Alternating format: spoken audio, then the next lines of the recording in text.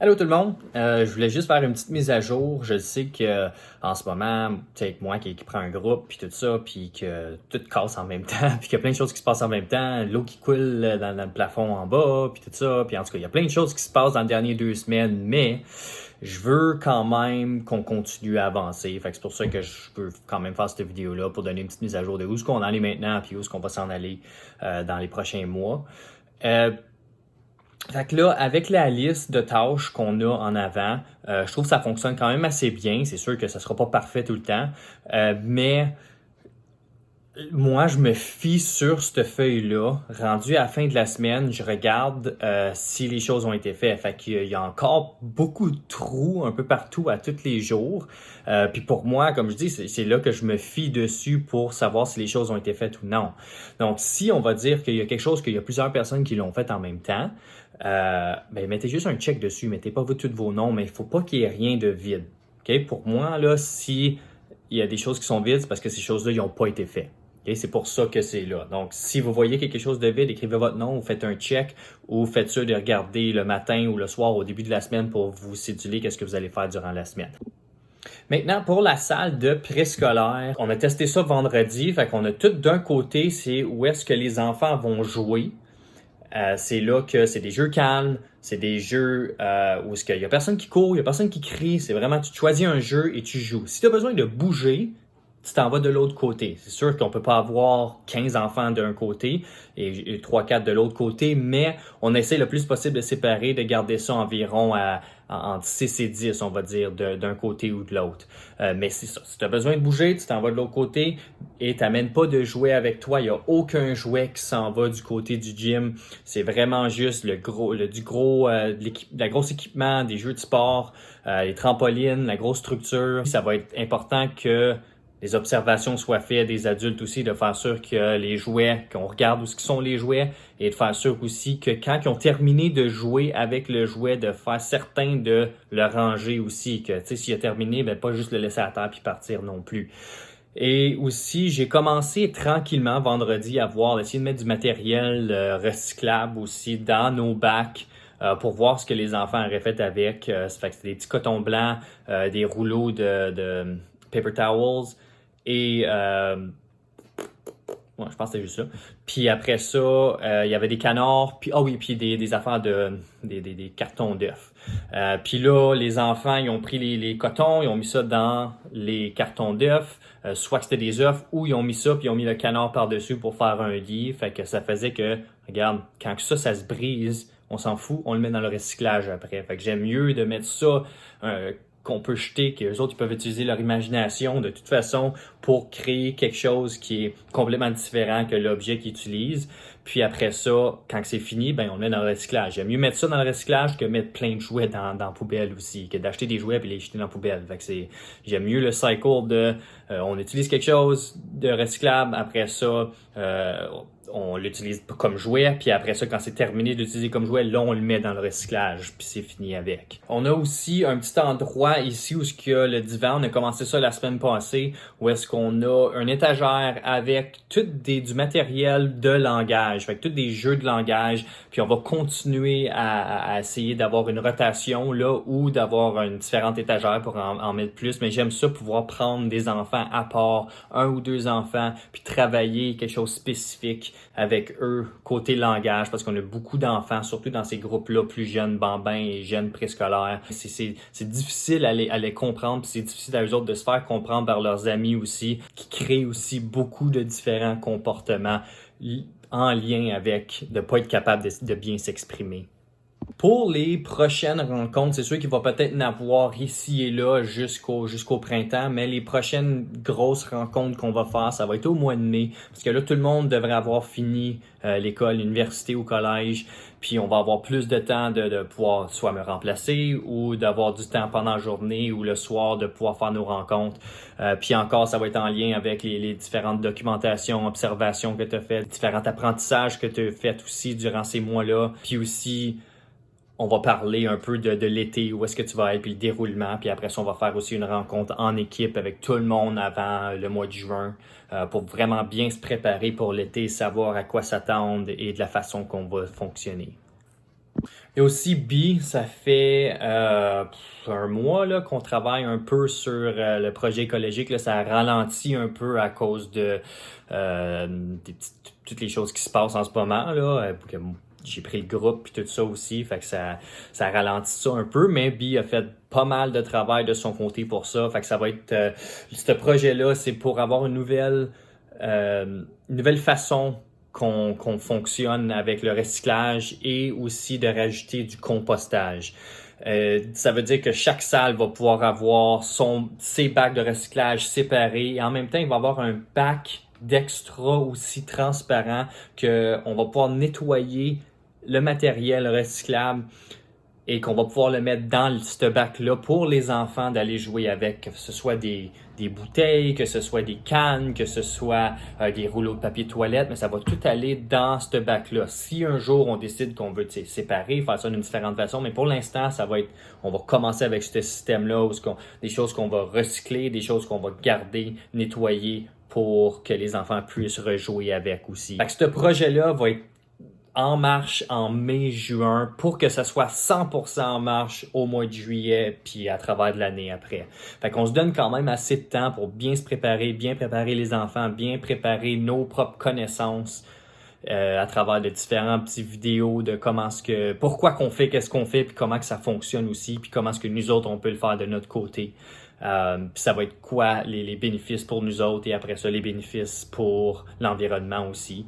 C'est ça, fait que chaque salle, comme j'ai dit, va avoir leur bac de recyclage, mais ils vont aussi avoir leur propre bac de compost aussi dans chaque salle et un plus gros bac pour dans la cuisine. Je vais pas rentrer dans les détails de comment est-ce que ça va fonctionner parce que c'est encore en mise en œuvre en ce moment, mais il y a beaucoup de petites étapes pour se rendre là aussi, pour bien comprendre le fonctionnement. Mais j'aimerais mieux que ça commence quand que tout le monde a fini l'école, comme ça. Ils n'ont pas la tête ailleurs non plus. Ils peuvent vraiment se concentrer sur qu'est-ce qu'on fait puis les choses nouvelles qu'on apporte aussi pour le printemps puis pour l'été. Là maintenant, je veux parler un petit peu de l'équipe de leaders. Okay? Je sais que j'ai mentionné ça il y a à peu près un mois dans un des vidéos que ça s'en venait aussi puis que ça fait plusieurs rencontres qu'on fait aussi ensemble. Puis, fait que cette équipe-là, fait qu'on a deux équipes, OK? Mais l'équipe que je vais vous introduire en ce moment, c'est l'équipe de leaders, OK? Qui est Lynn, Karine, Annick, Bianca et moi.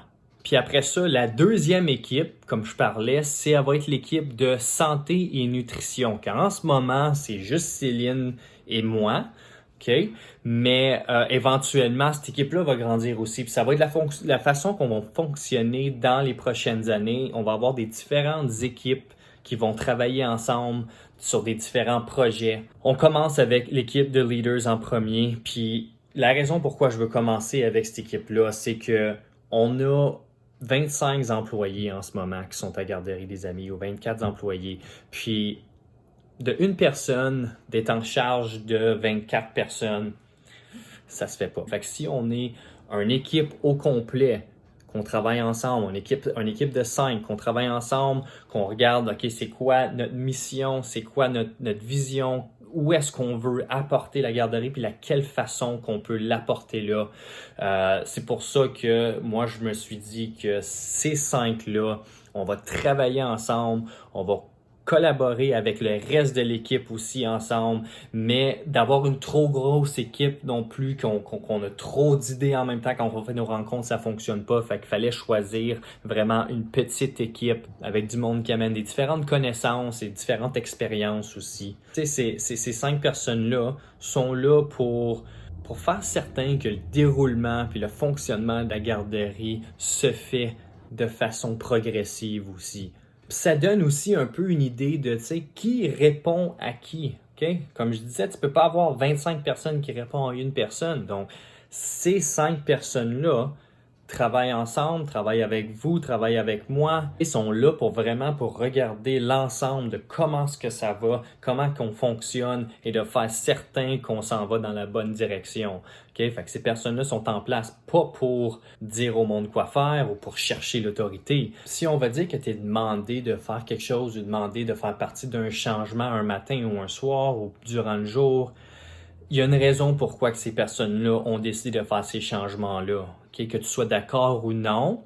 Ça peut être discussion après, mais durant le moment, si ces décisions-là sont prises, vous devez suivre ce qui est demandé de vous autres aussi. Okay? C'est toujours bon d'avoir quelqu'un qui prend le lead.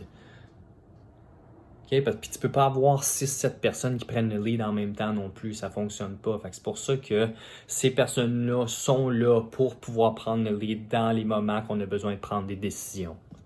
Puis Karine est là, c'est parce qu'elle a tellement d'expérience, surtout avec le groupe préscolaire. Puis aussi, les parents ont une grande confiance en Karine. Puis Karine, c'est quelqu'un qui a beaucoup de connaissances dans le domaine aussi, à travers toutes les années. Lynn, qui a des connaissances dans plein de différents rôles. Fait qu'elle, elle comprend vraiment comment que ça fonctionne, elle aussi, avec toute l'expérience qu'elle a à travers toutes les années qu'elle était ici. Puis, tu sais, elle a passé à travers de tous les rôles, littéralement tous les rôles au complet, là. Fait que c'est pour ça qu'elle, de l'avoir là, ça fait juste du sens de pouvoir se fier à elle quand on a des questions ou les choses qu'elle peut nous apporter aussi quand on a des discussions. Annick, c'est une autre personne qui est en pleine croissance en ce moment, est en train de se transformer. Je sais pas s'il y en a d'autres qui l'ont remarqué, mais je parle pas juste physiquement, juste mentalement. C'est quelqu'un qui continue à apprendre sur elle-même et qui comprend vraiment c'est quoi le développement professionnel et personnel aussi, puis qui continue à apprendre encore plus et qui veut apprendre et qui veut montrer aux autres aussi, est rendu vraiment à ce point-là, d'apprendre et d'enseigner en même temps. Fait que c'est pour ça qu'elle, c'était tout de suite là, de l'avoir dans l'équipe avec nous autres.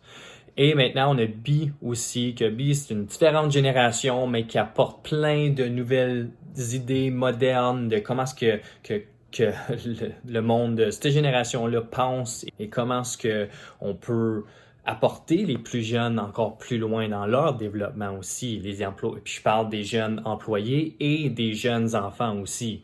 Tu sais, Bi est vraiment à ses débuts en tant que professionnel. Puis déjà, surtout cette année, j'ai vu beaucoup de petits flashs de leadership qu'elle a démontré. Puis elle n'est pas la seule non plus, mais d'où ce qui était rendu, puis les discussions qu'on a eues ensemble, je trouvais que c'était vraiment, vraiment important de l'avoir avec nous autres.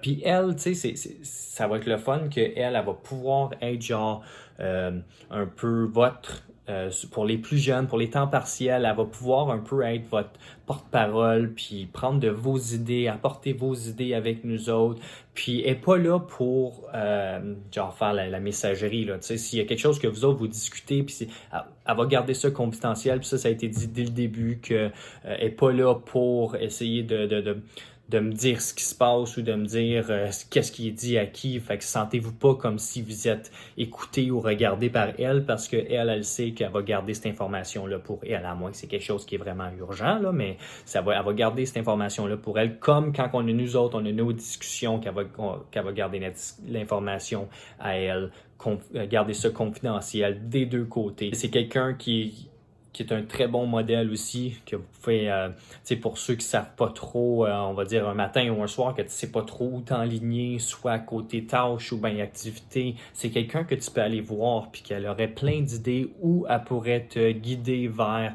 des différentes ressources pour trouver des idées ou t'aider à planifier tes activités aussi. Tu sais, il faut bien comprendre aussi que ces personnes-là sont là pour garder la qualité du service qu'on offre aux familles. Donc, c'est important que s'ils ont des idées, s'ils décident de changer quelque chose, s'ils décident de fonctionner d'une différente façon un matin ou un soir, il faut vraiment embarquer.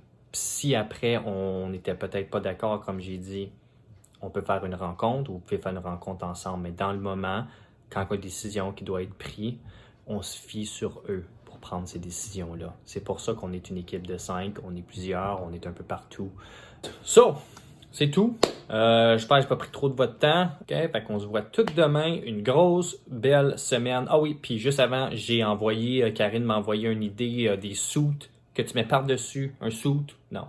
un affaire imperméable que tu mets par-dessus un suit d'hiver que tu peux jouer dehors dans l'eau. Fait que j'ai envoyé ça aux parents pour voir s'il y en a qui sont intéressés à mettre ça pour leurs enfants, puis ça nous aiderait un peu à dire que, regarde, c'est pas grave s'ils jouent dans l'eau aujourd'hui parce qu'ils ont leur soute, on se sent moins mal d'en renvoyer un soute toute sale ou d'avoir à nettoyer nous autres mêmes. Bonne fin de journée. À demain. Bonne semaine. Bidou, bidou.